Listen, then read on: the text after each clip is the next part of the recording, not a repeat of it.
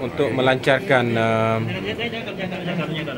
perjalanan majlis pengundian pada pagi besok, kita telah membuat beberapa persiapan. Yang pertama sekali adalah dari sudut kenderaan. Disebabkan oleh tempat di sini agak sempit, jadi kita telah berbicara dengan pihak polis dan pihak Majlis Berbarang Kota Baru Bandar Islam untuk meliungkan kenderaan. Mana kenderaan besok tidak dibenarkan masuk dan mereka akan dihantar ke stadium, dan daripada stadium kita akan commute daripada stadium ke sini oleh coaster bus daripada MPKB dan juga beberapa jabatan-jabatan lain.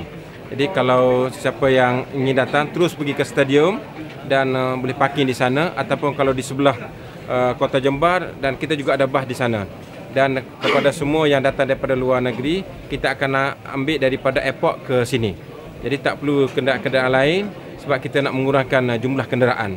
Dan kepada pengunjung-pengunjung supaya walaupun dengan motosikal pun besok kita tidak akan benarkan, kerana kita yakin bahawa besok akan berlaku kesesakan.